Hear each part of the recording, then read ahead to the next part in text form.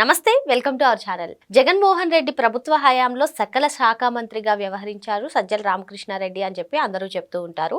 మరి ఇటీవల చంద్రబాబు నాయుడు గారు మీకు ఏ అంశంపైనైనా చర్చిద్దాం, మీరు ముందైతే అసెంబ్లీకి రండి, చర్చించడానికి మేము సిద్ధం అంటూ సవాలు విసరగానే సజ్జల రామకృష్ణారెడ్డి గారు ప్రెస్ మీట్ పెట్టి మీకు ప్రతిపక్ష హోదా ఇచ్చేదమ్ముందా అంటూ ఆయన వ్యాఖ్యానించిన సంగతి కూడా తెలిసిందే. మరి 2019లో 151 ప్రజాప్రతినిధులతో గెలిపించుకున్నటువంటి వైసీపీకి సజ్జల రామకృష్ణారెడ్డి ప్రభుత్వ సలహాదారుగా మాత్రమే పనిచేశారు. మరి ఏ అంశమైనా సరే సజ్జల రామకృష్ణారెడ్డి ప్రెస్ మీట్ పెట్టి మాట్లాడడాన్ని ఏ విధంగా చూడాలి? మరి ఏ ఒక్కరు కూడా వైసీపీ నుంచి ఎందుకు ముందుకు రావట్లేదు? సుదీర్ఘ రాజకీయ అనుభవం కలిగినటువంటి నేతలు కూడా వైసీపీలో ఉన్నారు. వీళ్ళందరూ కాకుండా సజ్జలే ఎందుకు మాటి మాటికి ప్రెస్ మీట్ పెడుతున్నారు? అంటే ఇంకా ఆయన సకల శాఖ మంత్రిగా ఆయనే ఉన్నారని భావిస్తున్నారా? లేదు అంటే జగన్మోహన్ రెడ్డి ఆయనకు పార్టీని అప్పగించే బాధ్యత తీసుకున్నారా? తాను అరెస్ట్ అయితే పార్టీని సజ్జలే నడిపిస్తారా అనుకుంటున్నారా? ఇటువంటి అంశాలన్నీ కూడా చర్చించడానికి మనతో పాటుగా ఉన్నారు senior political analyst Srinivas Jonnalagadda గారు. నమస్తే సార్. నమస్కారం సార్, ఇటీవల కాలంలో మనం చూసుకున్నట్లయితే ప్రభుత్వం నుంచి ఏ సవాల్ కానివ్వండి, లేదంటే ఏ అంశం పైన అయినా సరే వైసీపీకి క్వశ్చన్స్ అందించినా సరే వెంటనే సజ్జల రామకృష్ణారెడ్డి ప్రెస్ మీట్ పెట్టి ప్రభుత్వం పైన మాట్లాడుతున్నారు, మనం చూస్తూనే ఉన్నాం. మరి గడిచిన 5 ఏళ్ళు కూడా సకల శాఖ మంత్రిగా ఆయనే వ్యవహరించారు. ఈ స్కీములు స్కామ్లు ఏవైతే ఉన్నాయో అవన్నీ కూడా ఆయన వెనుక ఉండి నడిపించినవే అని చెప్పి అందరూ చెప్తూ ఉంటారు. మరి ఇప్పుడు కూడా అసలు గెలిచిన 151 మంది కానివ్వండి, లేదంటే ఇప్పుడు 11 మంది కూడా అసెంబ్లీకి రానటువంటి పరిస్థితి. మరి అందులో ఎంపీలుగా పనిచేసినటువంటి వాళ్ళు, ఎమ్మెల్యేలుగా పనిచేసినటువంటి వారు, ప్రజాప్రతినిధులుగా పనిచేసినటువంటి వాళ్ళు కూడా ఒక్కరు కూడా బయటకు రానటువంటి పరిస్థితి. ఒక్కరు కూడా క్వశ్చన్స్ ఏవైతే గవర్నమెంట్ క్వశ్చన్స్ వేస్తుందో వాటికి స్పందించినటువంటి పరిస్థితి. కానీ మాటి మాటికి సజ్జల రామకృష్ణారెడ్డి వచ్చి ప్రెస్ మీట్ పెట్టి, ఈవెన్ సజ్జల భార్గవరెడ్డి లిక్కర్ స్కామ్లో ఉన్నారనగా కూడా సజ్జల ప్రెస్ మీట్ పెట్టారు. దీన్ని అంతటినీ కూడా ఏ విధంగా చూడాలంటారు? అంటే సజ్జల ఇంకా తానే సకల శాఖ మంత్రిగా అనుకుంటున్నారా? ఏమనుకుంటున్నారు? ఏం జరుగుతుంది? వైసీపీ కుక్కతోక పట్టుకుని జగన్మోహన్ రెడ్డి గోదావరంతా ఈదాడు.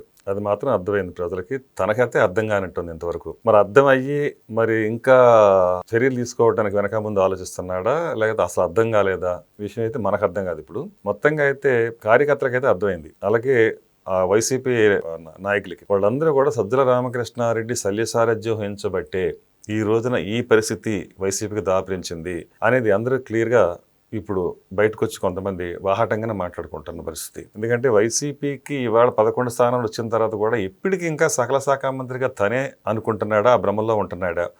ఇప్పుడు కూడా ప్రెస్ ముందుకు వచ్చి, మీడియా ముందుకు వచ్చి తనే మాట్లాడుతున్నాడు. మరి ఇంతమంది మీరన్నట్టు 11 మంది ఎమ్మెల్యేలు ఉన్నారు నెగ్గిన వాళ్ళు. అందులో మరి ఎవరో ఒకళ్ళు వచ్చి మరి మీడియా ముందు మాట్లాడవచ్చు. అంటే జగన్మోహన్ రెడ్డి గారు రావాలి అసలు అయితే ఆయన. కాకపోతే 11 మంది కూడా ఉన్నారు కాబట్టి ఎవరో ఒకళ్ళు ఏదో రోజు మీడియా ముందుకు వచ్చి ప్రజల సమస్యల గురించి కానీ, పార్టీ గురించి కానీ, పార్టీ స్టాండ్ గురించి కానీ ఏదైనా ఉంటే అవన్నీ కూడా వాళ్ళు మాట్లాడాలి. మరి వాళ్ళందరూ ఇప్పటికి కూడా ఎవరు కూడా ఇంకా నెగ్గిన వాళ్ళు మాట్లాడతలేదు. పోనీ ఓడిపోయిన వాళ్ళు కూడా మరి పెద్ద పెద్ద నేతలే ఉన్నారు, వాళ్ళు కూడా బయటకు వచ్చి మాట్లాడట్లేదు. సో దీన్ని బట్టి ఏంటంటే ఈ రోజు కూడా అతని హ్యాండ్లోనే ఉందా, సజ్జల రామకృష్ణారెడ్డి చేతిలోనే ఉందా ఇంకెప్పటికీ? ఆ సకల శాఖ మంత్రిగా అతని ముందు అతను ఎలాగా చేశాడో ఇప్పుడు కూడా తన చేతుల్లోనే పార్టీ నడిపించుకుని తీసుకెళ్తున్నాడు అన్నట్టే ఉంది.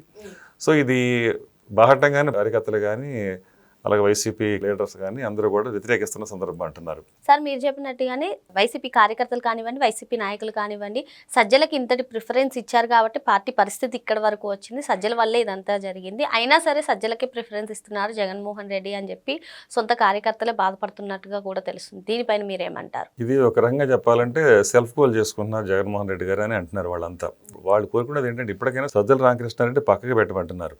నిన్నగాక మొన్న అతను మళ్ళీ మీడియా ముందుకు వచ్చాడు. వచ్చినప్పుడు ఏమంటున్నాడు, ఈ లిక్కర్ కుంభకోణంతో నాకు కానీ నా కొడుకు కానీ ఏ సంబంధం లేదు, మేము కేవలం సోషల్ మీడియా చూసుకున్నాం అంటాడు.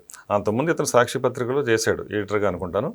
అలా చేసి ఆ నేపథ్యంలో మరి ఏ ప్రాపకం సంపాదించాడో అతనికి ఏం జరిగిందో తెలియదు. కానీ ఉన్న పడంగా ఒక్కసారిగా మరి తెరపైకి నెంబర్ 2 రాజకీయాల్లోకి చేసే అంత ఎదిగిపోయాడు వైసీపీలో. ఎదిగి ఇవ్వడం కూడా తనే కర్త కర్మక్రియ అన్నట్టు ఇవాళ మీడియా ముందుకు వచ్చి మాట్లాడుతున్నాడు అన్నట్టు.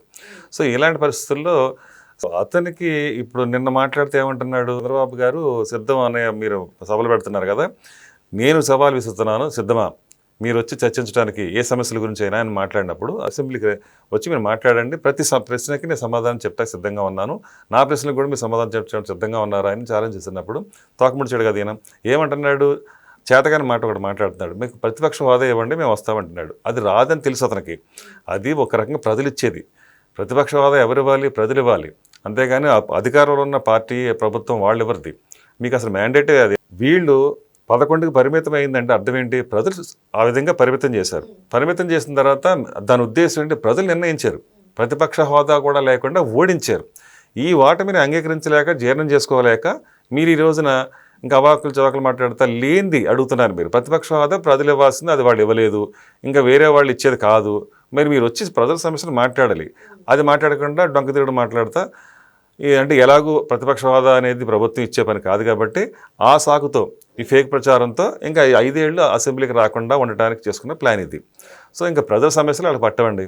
సో ఇంకేంటంటే ఎంతసేపు ఫేక్ ప్రచారాలు చేసుకుంటా ఇవాళ కూడా ఇంకా అతనే కర్త కర్మ క్రియ అన్నట్టు సద్దుల మాట్లాడుకుంటా ఈ 2-3 ఏళ్ళు కూడా ఇలాగే పక్కదారి పట్టించుకుంటా, తప్పుదారి పట్టించుకుంటా ఒక రకంగా చెప్పినట్టు పార్టీని మరింత దిగజారు చేయడం ఖాయం.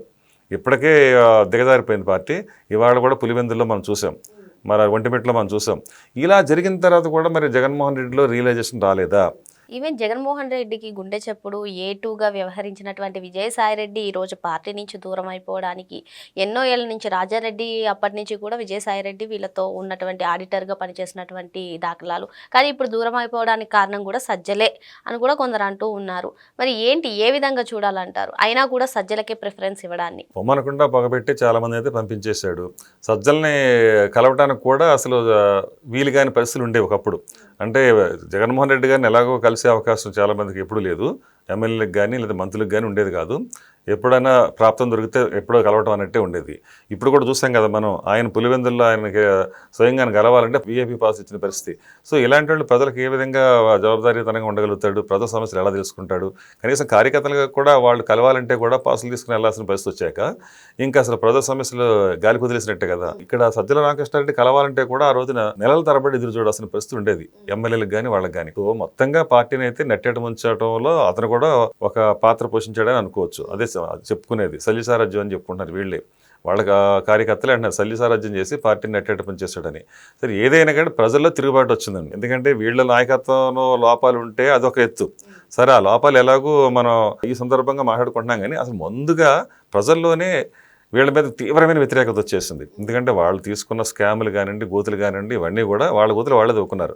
ఇన్ని స్కాములు చేసిన తర్వాత ఈ విధంగా విచ్చలవిడితనంగా మరి అరాచకత్వంతో మరి పరిపాలన చేసిన తర్వాత ప్రజల్లోనే వచ్చేసింది ఒక ఆవేశం, ఒక పెళ్లిబిగిన ఏదైతే వాళ్ళ అసంతృప్తి ఉందో అదంతా కూడా వాళ్ళ ఓట్ల రూపంలో వాళ్ళు తీర్పిచ్చి ప్రతిపక్షం కూడా పాత్ర కూడా లేని స్థితిలో వాళ్ళని కూర్చోబెట్టారంటే వీటన్నిటికీ అందరూ కలిసి తలా పాపం తెలాపనికడు. ప్రస్తుత కాలంలో వైసీపీ పరిస్థితి చూసుకున్నట్లయితే రాజకీయ భవిష్యత్తు ప్రశ్నార్థకంగా మారుతుంది. దీని అంతటికీ కూడా సజ్జలే కారణం అని కొందరు చెబుతూ ఉంటారు. మరి ఏమైనా సజ్జలకి ఇంత ప్రిఫరెన్స్ ఇవ్వడం జగన్మోహన్ రెడ్డి ఎందుకు ప్రిఫరెన్స్ ఇస్తున్నారో ఆయనకే తెలిసి ఉండాలని చెప్పి శ్రీనివాస్ జొన్నలగడ్డ గారు చెప్తున్నారు. మరో అంశంతో మళ్ళీ కలుద్దాం. Thank you sir. నమస్కారం.